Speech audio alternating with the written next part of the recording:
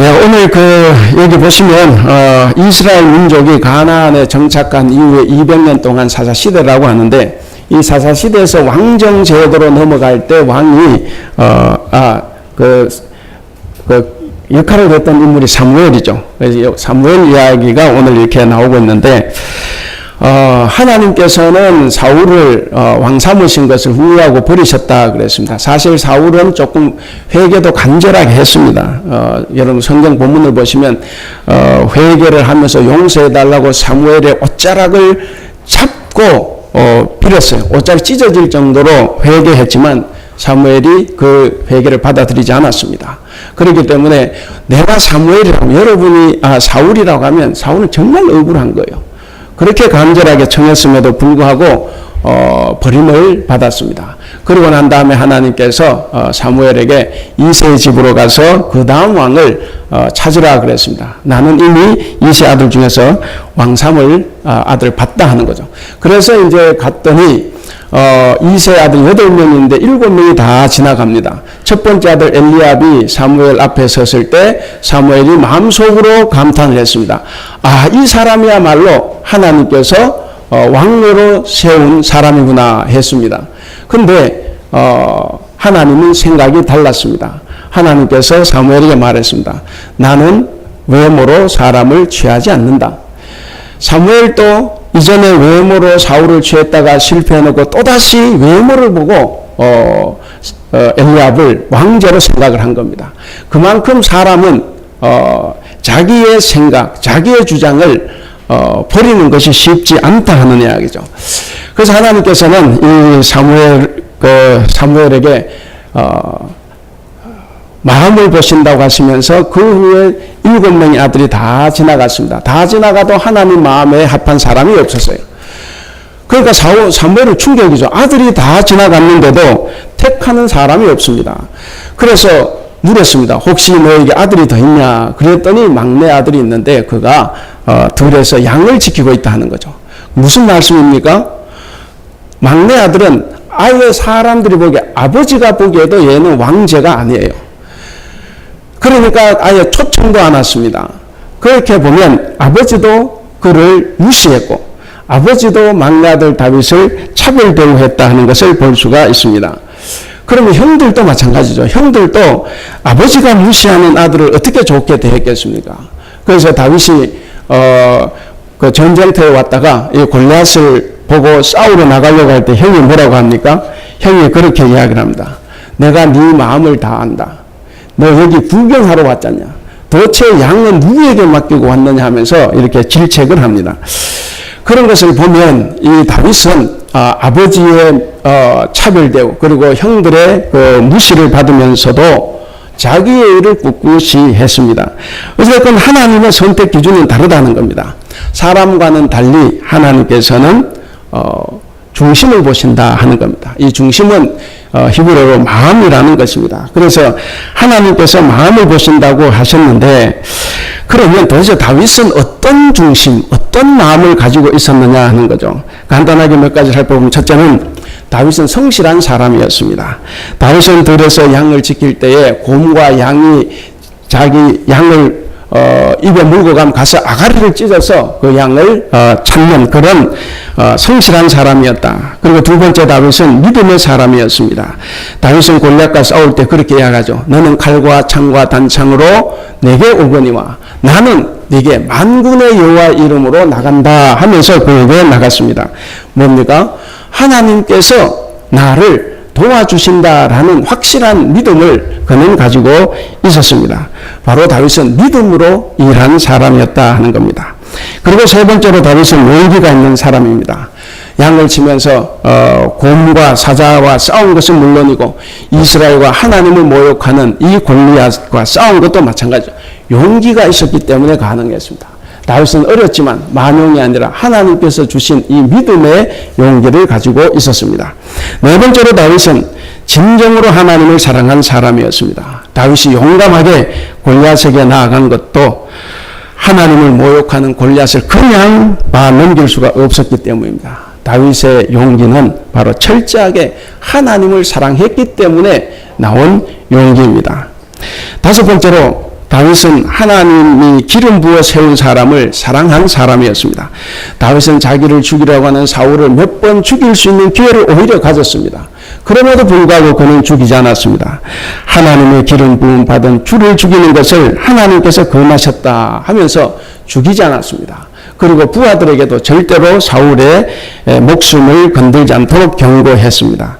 이처럼 다윗은 하나님께서 기름 부어 세우신 사람에게 반항하거나 죽이거나 하지 않고 마음을 다해서 사랑한 사람이었다 그랬습니다. 그 다음에 6번째, 다윗은 인내의 사람이었습니다.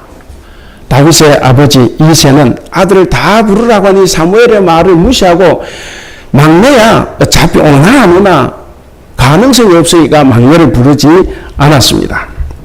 차별 대우했다는 거죠. 형들도 마찬가지였습니다. 그런데 다윗은 이런 아버지의 차별 대우와 형들의 멸시를 다 참고 인내했습니다. 성실하게 양떼를 돌봤고 결국 골리앗을 죽였습니다. 그래서 이스라엘에게 승리를 안겨주었습니다. 이처럼 다윗은 어떠한 부정적인 상황에서도 자기 성질을 죽이고 인내함으로써 모든 걸 얻은 사람이었다 하는 거죠. 마지막 7번째로 이거 가장 중요한 이야기입니다. 다윗은 회개하는 사람이었습니다. 다윗을 우리가 보면 훌륭한 것 이상으로 죄가 많아요. 죄가 많습니다. 가장 큰 죄는 바로 우리아의 아내 밧세바를 범한 죄입니다. 하나님께서는 나단 선지자를 통해서 다윗에게 그 죄를 지적을 했습니다. 다윗은 충분히 이 나단을 죽일 수가 있어요. 그럼에도 불구하고 다윗은 죽이지 않고 오히려 내가 여호와께 범죄하였다 하면서 솔직하게 자기의 죄를 인정하고 회개했습니다. 다윗의 훌륭한 점은 바로 이것입니다. 회개하고 용서를 빕니다. 사람들은 자기들의 잘못이 드러나거나 실수를 지적받으면 보통은 회개하기보다는 그 잘못을 남에게 뒤집어 씌울 때가 많이 있습니다. 그런데 다윗은 우리와는 달리 회개할 줄 아는 그런 마음을 가지고 있었습니다. 성경도 범죄하지 않는 사람을 그리는 것이 아닙니다. 성경에 나오는 위대한 인물들, 아브라함, 모세, 다윗, 솔로몬, 사도 바울, 베드로 할 것 없이 모두가 다 죄인들입니다. 그래서 이 땅에는 죄인 아닌 사람은 아무도 없습니다. 그런데 이 성경에서는 그들의 실수를 숨기지 않고 다 기록하면서 그들이 회개하고 새롭게 출발했다는 것을 보여줍니다. 바로 다윗은 그 점에서 훌륭했던 거예요. 잘못은 죄송합니다. 죄보다 더 많아요. 그럼에도 불구하고 그는 회개에 뛰어났다 하는 것입니다. 이제 말씀을 맺겠습니다. 오늘 제목이 뭡니까? 다 같이 읽겠습니다. 제목 시작. 하나님 마음을 보시는 분. 인간은 외모에 집착을 합니다. 그런데 하나님께서는 우리를 보시는 것이 이 외모나 외양에 있지 않다 하는 사실입니다. 하나님 앞에서 우리의 외모는 어떠하든 상관은 없습니다. 저는 오늘 동방현주지만 처음 뵀는데 사진을 봤는데 사진보다 더 실물이 더 예뻐요. 확실히 노래도 저보다 훨씬 더 잘하는 것 같아요. 저는 이 박자 맞추기가 참 힘든데 그래도 제가 외모 좀 뒤져도 상관하지 않고 삽니다. 우리 하나님은 외모를 보시는 분이 아니라 내면을 보시는 분. 근데 저분은 얼굴도 예쁜데 노래도 잘하니까 노래를 잘하는데 은혜롭게 하니까 이거는 금상첨화죠. 그래서 앞으로 하나님께 귀하게 쓰임받기를 바라겠습니다. 그래서 하나님이 가장 중요하게 보시는 기준은 바로 사람의 마음입니다. 그래서 우리가 진정 추구하고 찾아야 할 것은 뭐냐면 사람의 눈에 좋게 보이는 형식적인 것이 아니라 진정으로 하나님의 사랑을 알고 그리고 그 사랑을 행하는 성도가 되는 것입니다. 사랑하는 우리 성도 여러분, 하나님은 오늘도 우리의 중심을 보십니다. 우리가 주님 앞에 서는 것은 우리의 어떤 업적이나 지위가 아닙니다. 우리가 주님 앞에 서는 것은 우리의 중심에 있는 하나님을 향한 마음입니다. 힘들고 굳은 일도 성실하게 감당하며 이웃을 사랑하는 우리 그 행동을 하나님께서는 보십니다. 그런 다윗이 하나님께 발견이 됐어요. 사람은 발견하지 못했고 아버지도 형제들도 찾아내지 못했습니다. 그런데 다윗이 그렇게 발견된 것처럼 오늘 우리도 그렇게 하면 하나님께서는 우리를 찾아내시고 발견하신다 하는 겁니다. 그래서 하나님께서는 지금도 우리의 중심을 보고 계십니다. 혹시 여러분들이 하는 일이 남이 알아주지 않냐고, 또 하는 일을 남이 비난하고 남이 흉보하더라도 여러분 좌절할 필요가 없습니다. 하나님께서는 우리의 중심을 보시기 때문에 그렇습니다. 우리의 중심을 온전히 주님께 바치는 이 일들이 날마다 이어져야겠습니다. 옛날에 그랬던 것은 아무런 효력이 없습니다. 간혹상 옛날에 어땠다 하지만 그것은 의미가 없습니다. 하나님은 오늘 우리가 어떻게 행하고 있느냐 하는 것입니다. 그것을 하나님께서는 보십니다. 사랑하는 우리 대북교회 성도 여러분, 그리고 오늘 우리와 함께 예배하는 성도 여러분, 이번 한 주간도 우리의 마음을 살피시는 하나님께 부끄럽지 않는 삶을 살아감으로써 우리를 넉넉하게 해주시는 하나님의 은혜를 충분히 누리며 살아갈 수 있기를 주님의 이름으로 축원합니다. 기도하겠습니다. 사랑이 많으신 우리 하나님 아버지, 순종이 제사보다 낫다고 하신 말씀을 우리가 다시 한번 기억하게 하시니 감사합니다. 오늘 우리의 이 예배가 순종의 예배가 되게 하시고, 이 자리를 떠나면 우리는 말씀에 순종함으로써 합력하여 선을 이루어가는 성도들이 될 수 있도록 주님 도와주시옵소서. 사랑이 많으신 우리 하나님, 사무엘은 자신이 세웠던 왕을 대신해 또 다른 하나님의 대책으로서 왕을 세우러 위험한 여행길을 떠나갔습니다. 큰 슬픔에 빠져있던 그였지만 다윗을 만나면서 하나님께서 진정 마음을 보시며 사람을 부르신다는 확신을 갖게 되는 그 위대한 순간이기도 했습니다.